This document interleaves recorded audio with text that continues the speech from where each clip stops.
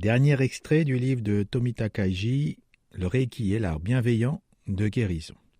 Voici comment, en 1933, Tomita Kaiji présentait la pratique du Reiki.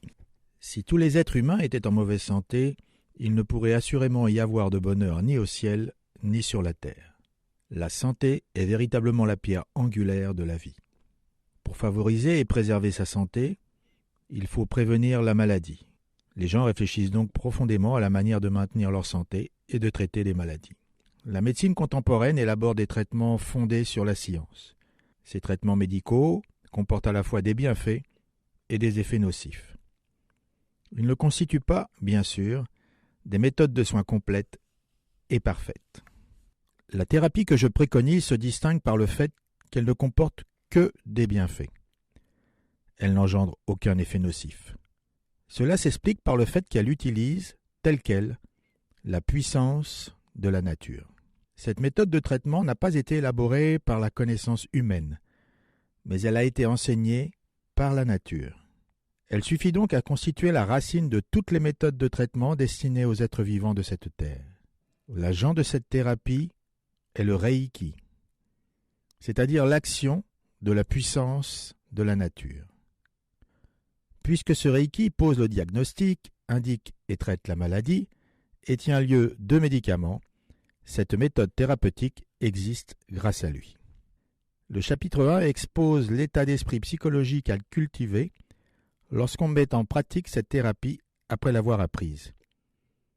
Il me semble que c'est la voie intérieure que chacun doit suivre au moment de débuter cette pratique, et je décris donc cette méthode sur la base de mon expérience. Le chapitre 2 décrit en détail comment apprendre la force motrice de cette thérapie, l'éveil au Rei. Il expose, étape par étape, la méthode permettant de l'acquérir.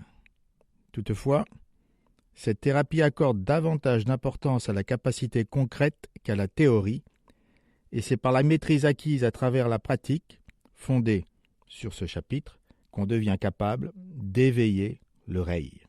Le chapitre 3 présente l'essence du Reiki, ainsi que son activité et son fonctionnement. Il démontre le fondement de cette thérapie, prouve à l'aide de citations qu'il est décrit en détail par la physiologie et la science courante, et montre que son orientation globale diffère des traitements ordinaires pratiqués communément. Les conceptions de cette thérapie à propos des maladies, tout comme sa méthode de traitement, sont uniques. Cela tient au fait qu'elles sont construites selon les indications de la nature et non à partir d'un savoir humain artificiellement appliqué.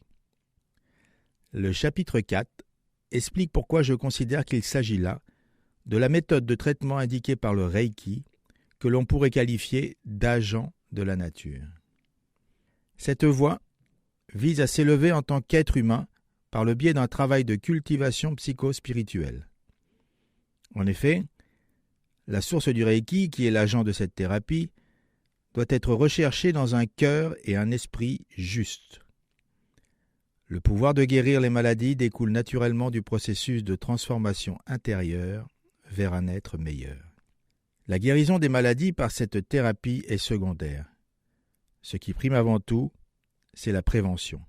Pour cela, on applique les 3 fondements de la santé. Si, malgré cela, on est tout de même atteint d'une maladie, on en traite la racine à l'aide d'un traitement centré sur les reins, ce qui permet d'atteindre l'objectif visé, la guérison.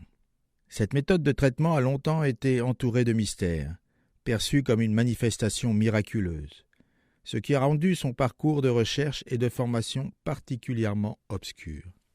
Ce livre a exposé cette méthode de traitement en s'appuyant sur la physiologie, langage communément partagé par notre société. Je vais arrêter ici ma lecture et je vous propose de partager dans les commentaires quelles peuvent être les différences entre la manière dont Tomita Kaiji nous présente le Reiki et celle que vous avez reçue en formation à notre époque. Merci et bonne pratique.